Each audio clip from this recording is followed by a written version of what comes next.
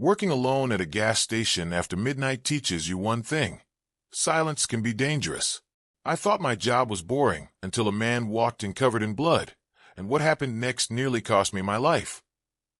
My name is David, and years ago I worked a night shift at a small gas station far from the city. From 11 p.m. until sunrise, the store felt cut off from the world. There were no modern cameras, no panic buttons, and barely any passing cars. Just buzzing lights, cold coffee, and long hours of nothing. That night started the same way. I was standing behind the counter reading an old magazine, listening to the soft hum of the fluorescent lights. Time didn't mean much anymore. Every hour felt the same when the store was empty. Then the front door chimed. I looked up, expecting a tired driver or someone grabbing snacks. Instead, a tall man stepped inside, and my brain froze. His clothes were soaked in dark red stains. There were streaks across his face and arms, and a heavy blotch across his chest. For a second, my mind tried to make excuses. Paint, mud, something else. But I knew what it was. What disturbed me most wasn't the blood. It was his expression. His eyes looked hollow, like nothing was behind them. He didn't seem scared. He didn't seem rushed. He walked in as calmly as someone stopping for soda. I stood there, unable to move, staring at him like an idiot. He noticed and gave me a small smile. "Relax," he said quietly. "It's not mine." That sentence made everything worse. My heart pounded, so hard I thought he could hear it. My instincts were screaming that something terrible had happened before he arrived here. But I forced myself to act normal. I nodded like he had just commented on the weather and lowered my eyes to the magazine. He wandered through the aisles, picking up random items, chips, a drink, candy. Like this was any normal night.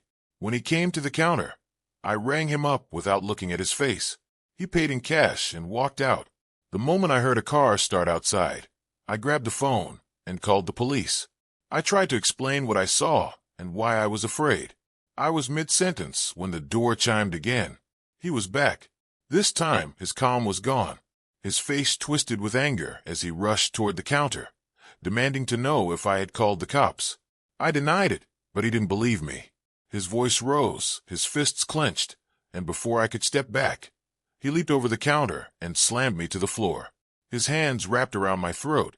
I fought blindly, kicking and clawing, feeling the warm smear of blood across my face and shirt. Desperate, I screamed that I had a gun, a lie, but it worked. He froze, scrambled away, and ran out the door. I lay there shaking until the police arrived. They searched for him, but he was never found. To this day, I don't know whose blood he was wearing. I thought that was the worst night of my life, but months later, a man in a suit walked into the same store holding a photograph of him, and that's when I realized this wasn't over.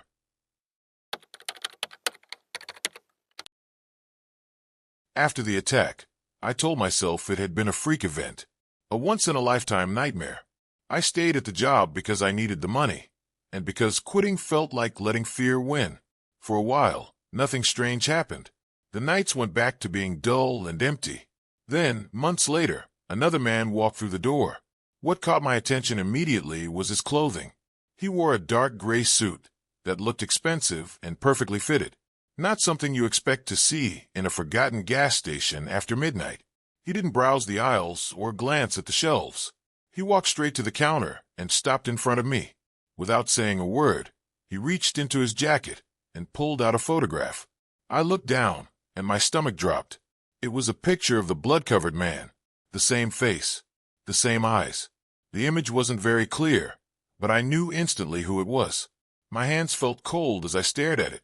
I didn't look up at the man in the suit. I could feel his eyes on me, studying my reaction.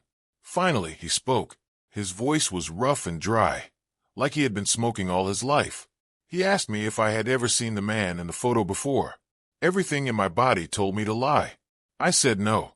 For a long moment, he just stared at me. He didn't blink.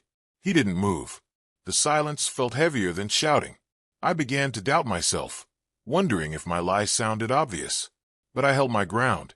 At last, he picked up the photograph and turned away. I thought it was over. He reached the door, stopped, and looked back at me. "I know you're lying," he said calmly. Then he left. After that night, I couldn't shake the feeling that something had changed.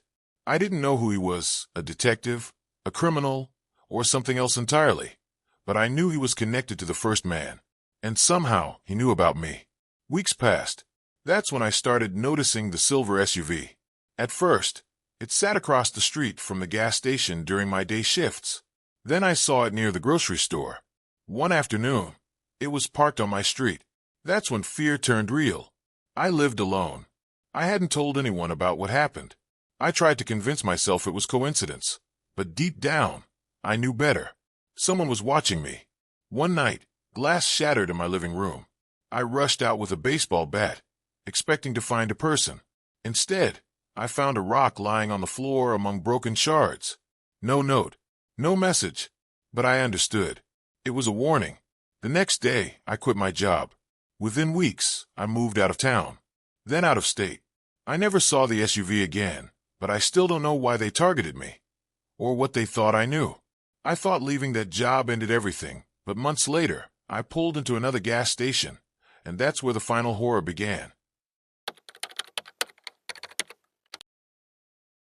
This happened about 8 months ago, long after I had left that gas station job behind. I was working construction at the time, and had just finished a long shift at a job site several hours from home. I was exhausted in the kind of way that makes your thoughts slow and your eyelids heavy. By the time I got back on the highway, it was already late. My truck wasn't fancy. No driving assistance. No safety features beyond the basics. Just me, the road, and a fight to stay awake. About 45 minutes into the drive, I knew I couldn't keep going. My head kept dipping forward, and I had to shake myself to stay alert. When I saw a gas station off a highway, I pulled in, filled my tank, and stood there for a moment deciding what to do. I still had hours left to drive, so I parked in the far corner of the lot and decided to take a short nap. When my alarm went off, it felt like no time had passed at all. I was still tired, but better than before. The parking lot was empty now. I didn't think much of it. I started the truck and got back on the road.